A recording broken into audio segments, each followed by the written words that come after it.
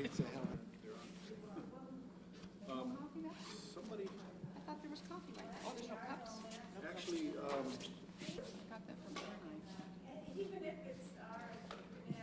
Great state, we believe in local control. That means the educational decisions of youngsters rests with the governing body that's elected, and in your case, the regional school board. And then they participate with your advisory school board in terms of making those decisions. Some of you have been a part of the Bureau of Indian Affairs and the state operated schools days, and I go back that far also. And I think that we all remember the commitment and the dedication that many of you in this room made about the fact that you wanted to have control over the education of your children. You did not want to have the decisions made by the people in Albuquerque or the people in Anchorage, that you wanted those decisions to be local. The other reason it was so important is that you believe that you want to prepare your children not only for the Western academic skills that are so important, but you wanted the school to reflect your values and your culture. And those were really the driving force behind us moving away from the BIA and the SOS days into local control schools. But with local control comes a huge responsibility. And as you know, the democratic process is set up so that you can participate in that, so your voice can be heard. And as we listen to this report, I think you'll want to think about that process and how you have or will continue to be involved in it. You know, in the state of Alaska, for the last 10 years, we've been working on establishing what we want our kids to know and be able to do, and we call it standards. And I have heard some negative conversations and feedback about not liking the standards. But I have to remind everybody that the standards, what we want our kids to know and be able to do when they leave high school. The only standards we're testing right now, as you know, are the reading, writing, and math standards, and the Quality Schools Initiative. And every school district in this state has been charged with, for a long time now, it's not new, with doing 4 things. One is to establish high academic standards in the schools, to assess those standards, and to use that data to inform instruction. There's no sense in giving the tests if the results are not used by the teaching staff and the community to guide their next decisions about what's going to happen in that school. So that was the first most important thing. We decided what we wanted kids to know and be able to do, and we developed these assessments on how to determine how well they're doing. The second part we said was really, really important was the quality of the teachers. That we had to ensure that every teacher was a teacher of quality. Because one of the 2003, and the new accreditation has in it the school standards that the state adopted. And they are standards that are based on the best research we have of what makes an effective school and what you're doing. So the Quality Schools Initiative has been with us now 7 years, so it's not anything that's new. When I was informed that your school was being indefinitely, and those were the words that were used, location will be the conversation that happens next in Juneau. Our small rural schools, from my perspective, must be successful. And if they are not being successful, we need to assist the local boards, the advisory boards, the communities in helping turn that around. And it was in that spirit that I asked Carl and the rest of the team to come out here and be a third-party evaluator, if you will. Find out what's going on, determine some of the facts if possible, what are the core issues that are happening there, and what kinds of recommendations would you make in terms of helping this community and this governing board to make Kivalina School a very successful learning environment for all kids. So I want to say to you that we think this is really very important. We think it has importance beyond just today in this report. And we're hoping that it will be looked at as maybe a first step in starting some different kinds of conversations about what needs to happen to support the community, support the teachers, and support the regional board and advisory board in getting on with making sure this is the best rural school in Alaska. So it's in that respect that I would say I think that you may not agree with everything that's in the report, but as Carl puts it very carefully and thoughtfully, they came, they saw, and they reported. And I'm so grateful that they did. So with that, Mr. Rose, I will turn it over. Thank you. Report, not to defend it, okay? It is what it is. It is what we recognized, and I would hope that when we leave here today, that the discussion isn't over the arguments and inconsistencies of the report, but more the discussion becomes one of, do we accept responsibility in whatever portion we can, and how do we move forward for the benefit of kids? I think it's critical, and I will cover that in the report. The timeliness of this report. I mean, you can never pick a good time for an emergency. But what happens is, we get the call, we come in. The urgency is such that we come in on short notice. There's a snowstorm. There are services being held in Buckland. There's a death in Noatak. And there's a NANA shareholders meeting going on in Kotzebue. The region is in an uproar over the hiring or non-retention of teachers in Kotzebue. Your front page news, and nobody seems to be able to get a handle on anything. And so when we come in to Kivalina, we're up against these pressures in a very short timeline. So we come in here, we spend a day and a half, not even a day and a half, actually just a day. And that's what this report represents. That day, along with the number of phone calls that were made. Now, just as a way of moving forward, we couldn't possibly attach credibility to every comment that was made. What we tried to do is identify the trends. The comments that were being made, asked all of us to consider, and legislators are going to ask, is that if we can't improve, or we're unwilling to improve, then the issue becomes, how do we redesign the delivery system? And I want you folks to understand the gravity of that. Redesigning the delivery system could simply mean list a number of things that were of concern.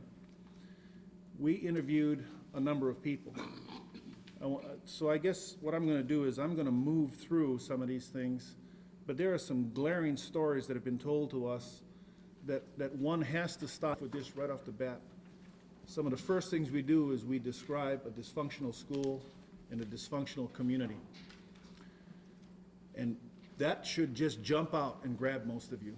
But let me explain to you what we mean when we say dysfunctional. When you go into a community, or if you go into a school that is functioning well, there are some things that are evident, okay? And those things are that behavioral standards are such that they're appropriate for the community and for learning. Secondly, there appears to be a delivery system of education that is meeting the needs of kids. Kids are learning.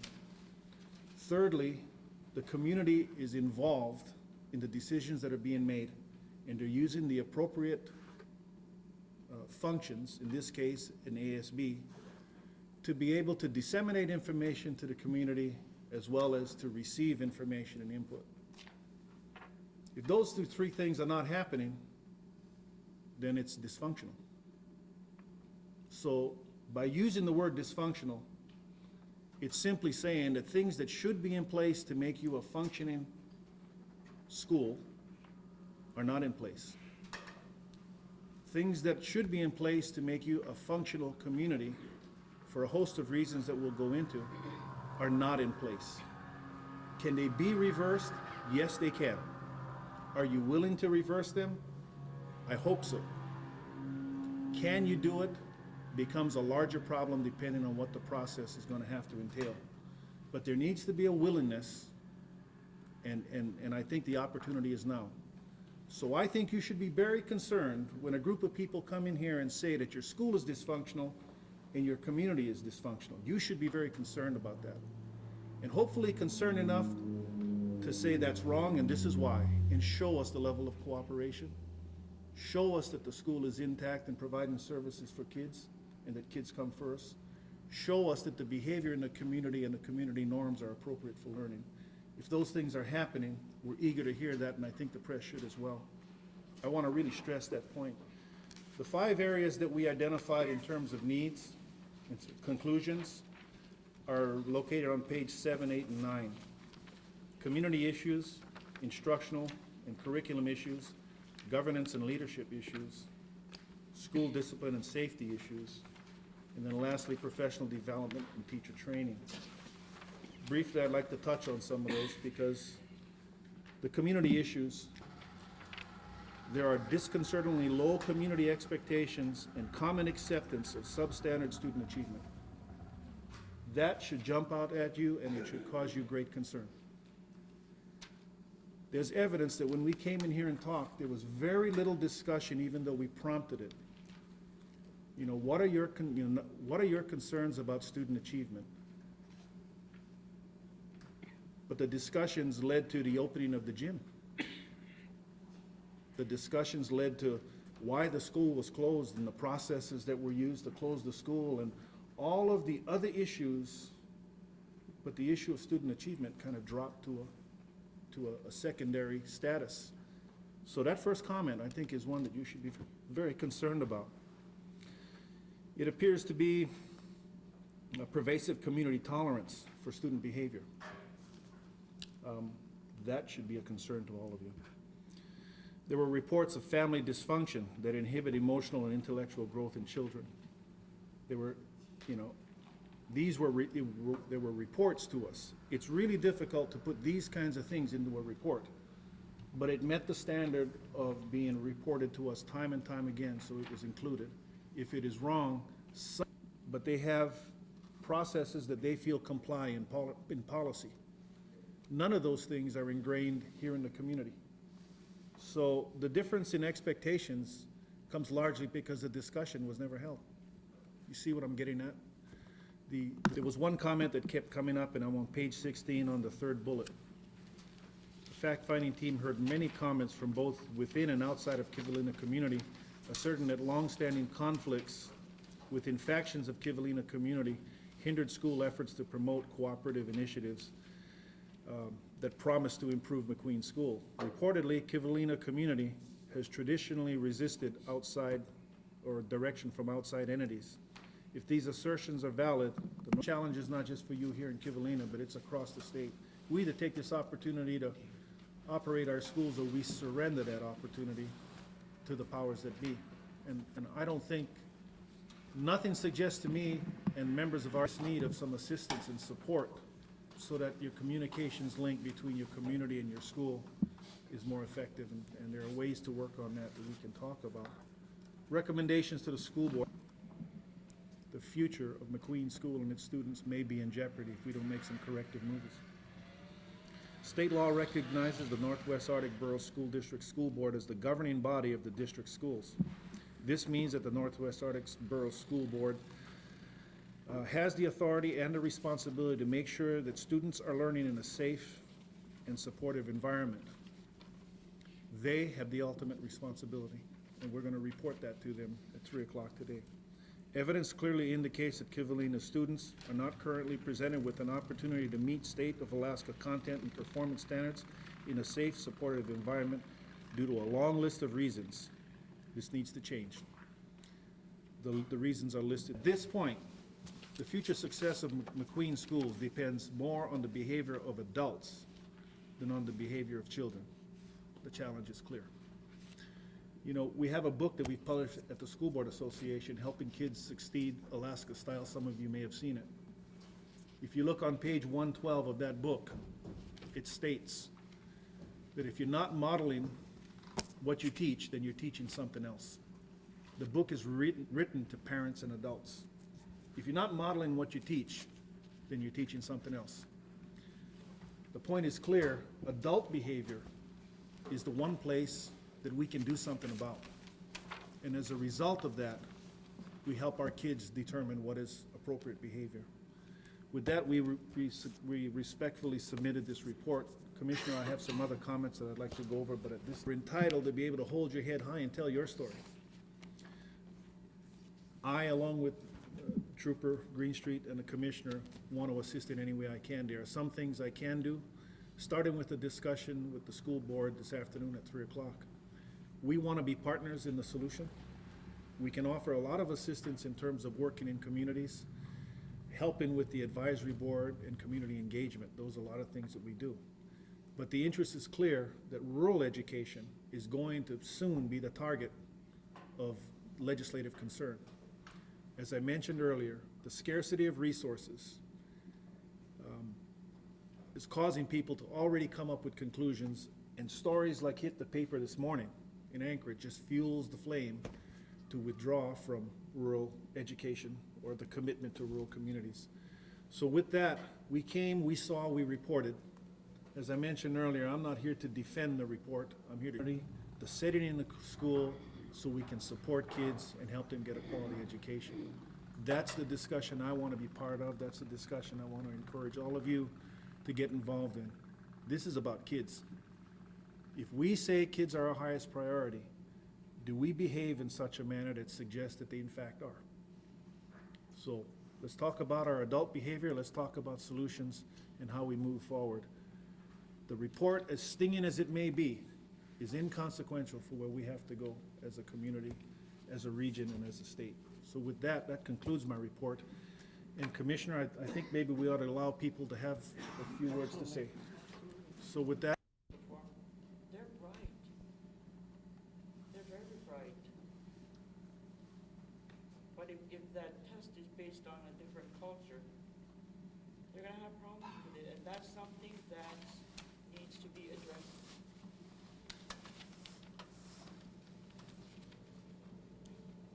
And the other question I had was on the Alaska.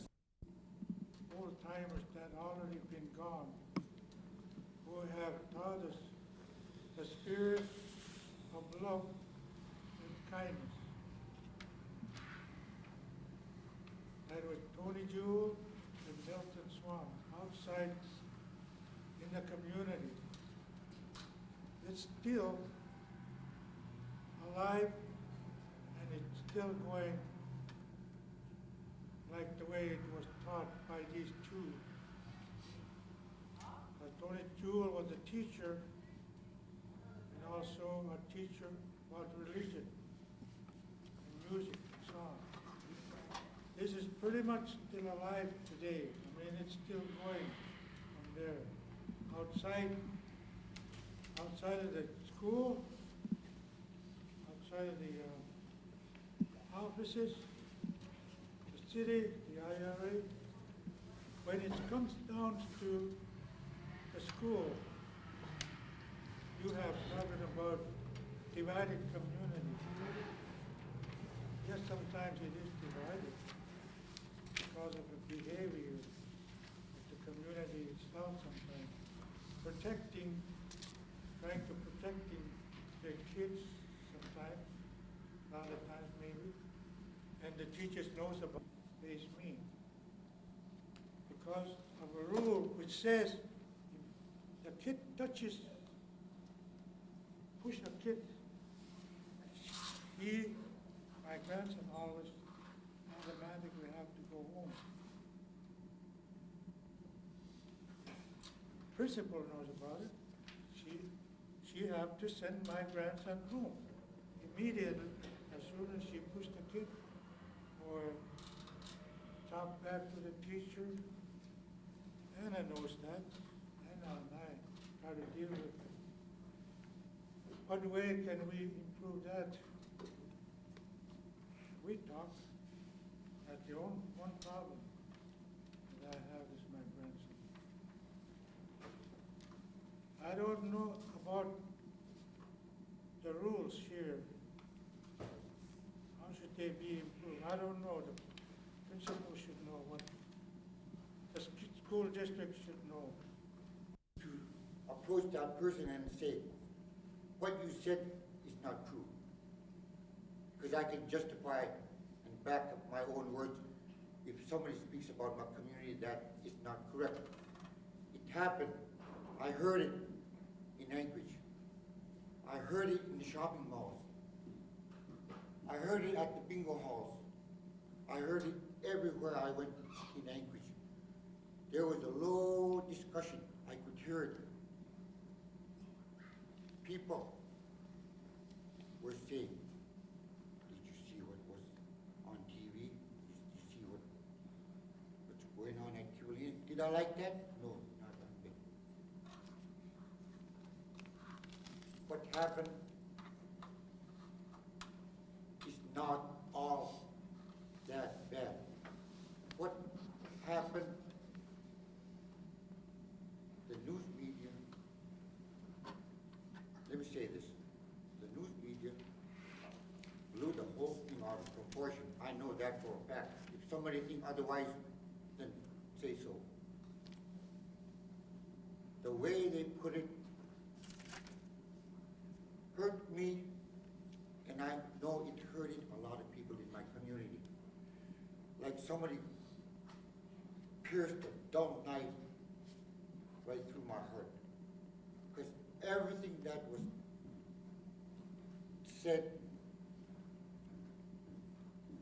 is not true. What the news media painted for this community was not pretty. It hurts. It really hurts. It reflected and brought an image, an impression on the state that, hey, that's a bad little come together.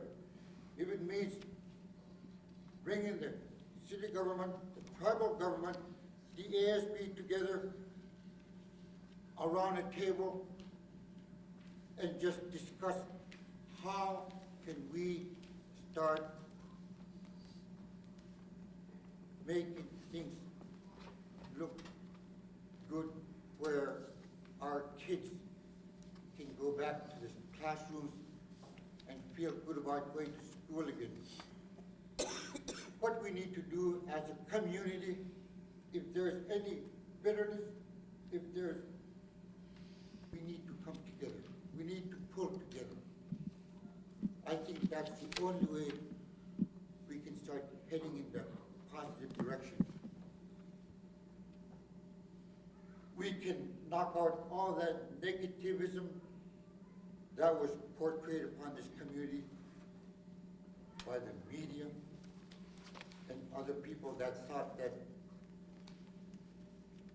Kivalina is not a pretty place to go. We can start heading in that direction. If we put our heads together, I have faith that we can do it if we put together. I see no other solution, but this community needs to come together. And I want to be part of that process. If I can, As time has gone on though, and the funds for the state start to diminish. And maybe it's because Carl's a big guy, even sitting down, he's a big guy.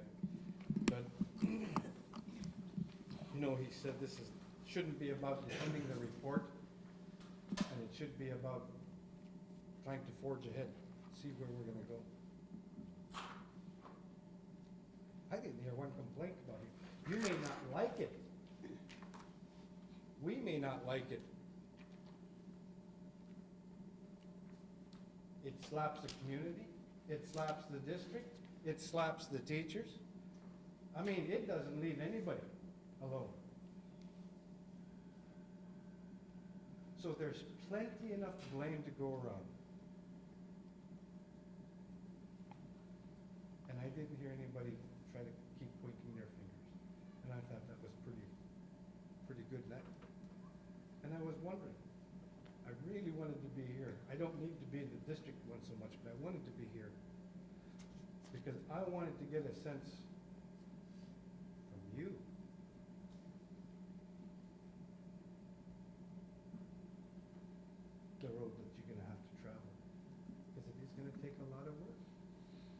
man, it's gonna take a lot of work.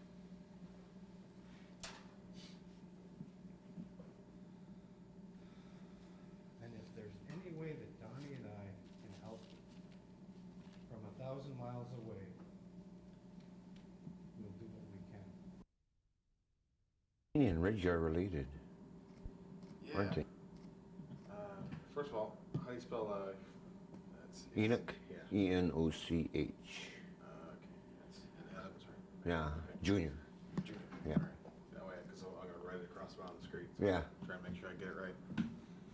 And well, first of all, tell me a little bit about yourself. You went out, you got yourself an education, Yeah. and now you're a teacher. Yep. How does that make you feel? Oh, the main reason I wanted to become a teacher was it was the only job that I could be paid well and stay home at the same time. And that's why I became a teacher. Plus, I was heavily involved with the youth group here in our village early on. Since I was 15, 16, I've been heavily involved with youth activities in the church, and that was one way to help me continue that, was to become a teacher. And so, being a teacher, from your perspective, what are some of the things that Kivalina had problems with, and what are some of the things that you want to see in the future? That I want to see in the future? Yep. Well, the problems in the past have always having to do with language. As you heard in the meeting today, our kids really do know two languages, and that's English, official English, and village English. and the point that she brought out about how our elders had to learn how to speak the language so they could speak to their own children who were going to school where they were told not to use their native language. So out of necessity, our people learn how to use it. My dad is one of them. His English is all village English. The only time his language sounds formal is when he's reading off of a page of a letter or from his Bible. And that's the only time he sounds like he's using normal English. But other than that, it becomes a matter of interpretation based on experience of speaking the language. For the future, what we're trying to do here in the school is provide the kids with the basic knowledge of language, reading, writing, and math. And of course we address those issues also through science and through social studies, and a lot of our material in those two classes are geared toward helping our kids get their basic skills in reading, writing, and math.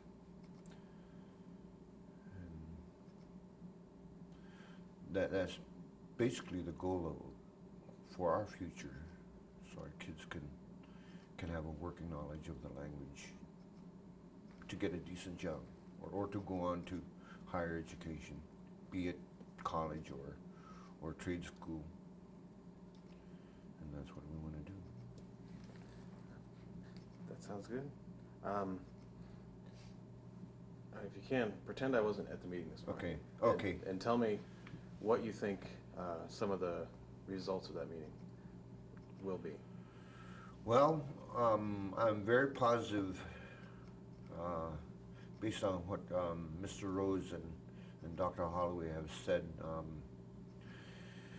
that there needs to be a plan put together by this community, that needs to be spearheaded by this community with the help of our school district in developing a plan for our school that would, well, basically address the low scores of our kids with the state tests, and also giving our kids the basic skills for finding a job for themselves. Sounds good. That's good. And switching subjects, Okay. let's talk about Easter. When Easter? you're- Yep. Okay. You know, I got some good shots of you singing. Uh-huh. What are some of the things that go through your head when you're up there singing and the church is full of all, you know, your family and your friends?